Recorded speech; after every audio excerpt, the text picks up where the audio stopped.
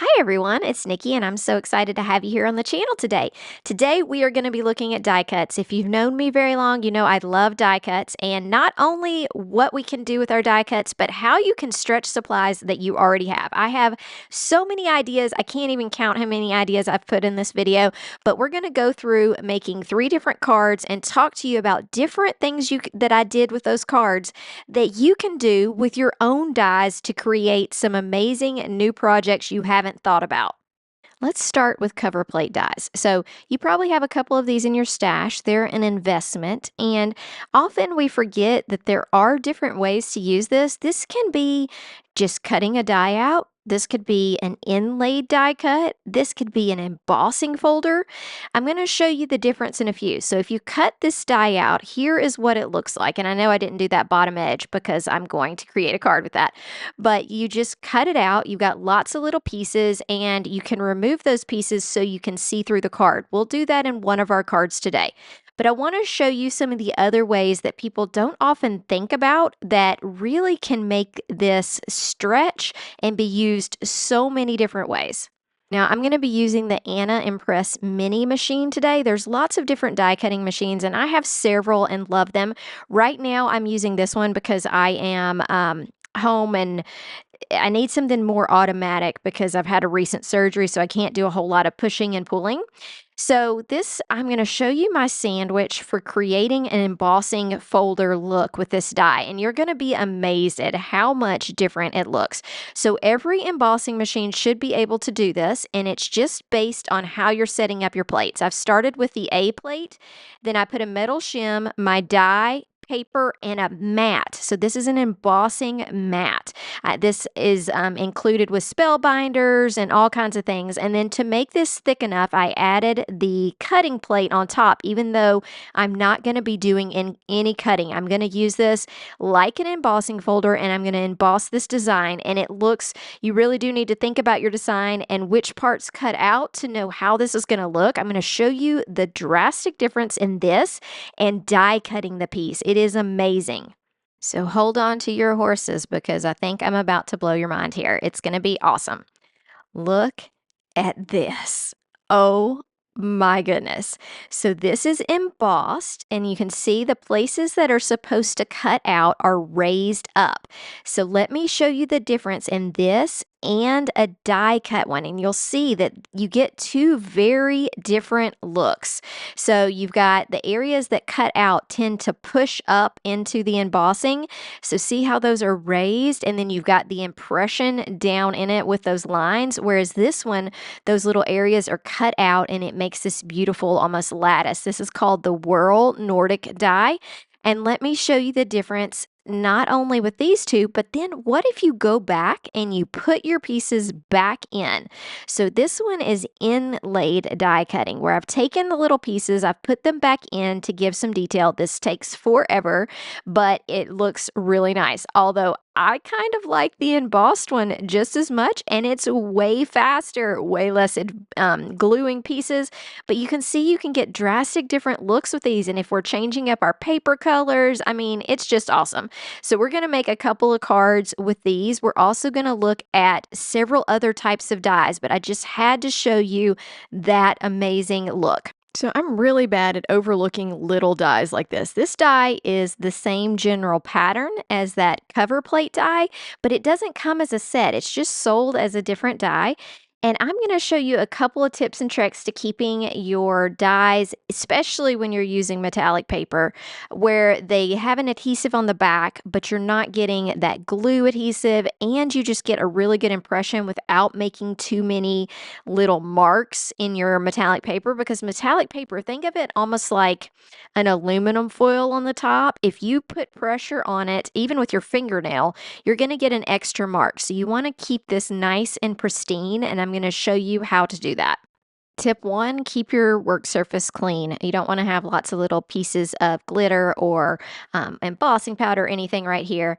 Next, when I'm using something delicate, it's very nice to add some double-sided adhesive to the back. So I'm going to cut out a piece of double-sided adhesive that looks to be about the right size. You can use any type of double-sided adhesive you want. And you put it on the back of the paper. So not on the nice, beautiful part, but the back. This will make it basically a sticker.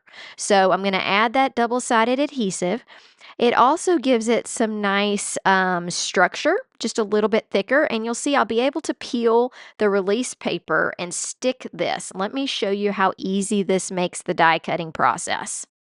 So let me show you how I have this sandwich set up. This makes a huge difference into whether you're going to get wrinkles and little marks on your beautiful metallic paper. So I'm going to set this up. This is the Anna Griffith Mini, and I've got a magnetic mat, and I'm going to stick my die there, and then of course my metallic paper face down.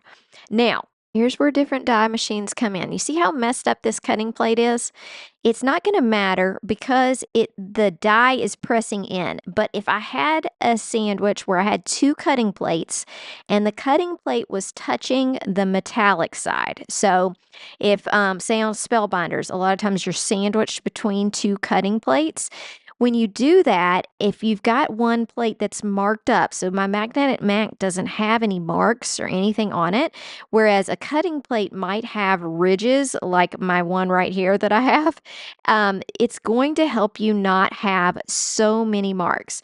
So when you're getting a metallic die out and you notice that I drop it, that kind of gets it loosened up a little bit, and I'm still going to use a pokey tool, but I'm going to be so careful to not dent in that little metallic area. So as soon as I can get any little bit up, I'm going to raise it and try to use my fingers for the rest. Let's see how we did. I'll show you this up close.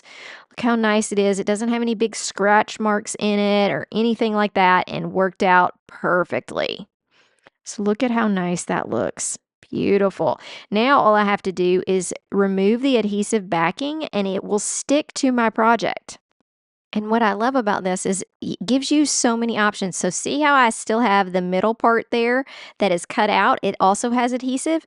Look, I could make two different projects. I could use those little middle section and create something completely different, or I could add it to the pattern. Whereas this die here, I can just stick directly to this pattern. The other thing that I thought about with this die, when I look at dies that are any type of geometric type shape, I think about what else they could be. And I really think you could fold this one and make your own butterfly. Look, it kind of looks like a body and wings. I think it could be really cool. But what I did today was I used this die to create a pattern on my background. So your background already has a pattern, but thinking out of the box at what you could make initials, you could make so many different things out of it. I think that these little spots would look cute on here too. I could create like 10 cards out of this one die, but you just follow the background pattern, and I'm going to show you how I did that to create something completely different and unique. So for the card I created with just the leaf on it, I did this inlaid die cutting, and see, I've got these pieces. I'm being very careful so they don't fall out, but a few of them did. And then I'm going to use a purple background, and I'm going to glue each of those pieces in that didn't stay so that it gives it kind of that different texture. Now, this is the card that has the world leaf on it. So I'm looking at the pattern here, and I wanted to jump to it because this is kind of where I came up with the idea of the pattern of a tree. I just started playing with these little medallions and looked at what kind of different shapes I could make and realized, oh, this fits perfectly. 1, 2, and then 3 to make a little Christmas tree. So I realized that, but this is going to be the background of a different card. So I'm going to show you this card really quick. This is the one that has the leaf. I did do a little bit of gold splatter on it, but I want to show you how crazy the back of it looks because, like I said, it's inlaid die cutting. So I had to like glue and stick things through this. So these pieces are individual like a puzzle, okay? And let me show you how crazy the back looks, because what makes it the easiest is taping a piece of tape to the back and then sticking those little pieces to the tape. So look at how insane the back is. Okay, look at this. Tape everywhere to hold those little pieces, but nobody's going to have any idea. I'm adding a little piece of foam here just to make my thing presentable, and it looks amazing. Nobody knows that I did that. So I added the other die and just a simple sentiment. It looks so good. It's so easy. Now let's look at making our own little Christmas tree, and then we're going to do some snowflakes. So for this, I did full just die cutting background. You can see there's a couple places that didn't completely punch out. I should have probably used a shim to add a little bit more pressure, but I'm going to go ahead and add my gold tree pieces, and then I'm going to use a little tool and poke out those areas that need to still come out right there. So we're going to add, I think it's a total of 6 of these medallions, and I'm just following the pattern on here and creating my own tree. I did use an X-Acto knife on a couple of these little areas because I didn't put enough pressure on this plate to get it all cleanly cut out, but I didn't want to waste my beautiful purple eggplant paper, so I just used a little X-Acto knife and kind of poked those areas out. Okay, and here's how it looks with everything all fixed. Look at that over that green paper. Beautiful. I'll show you some final pics of this, and let's look at snowflakes.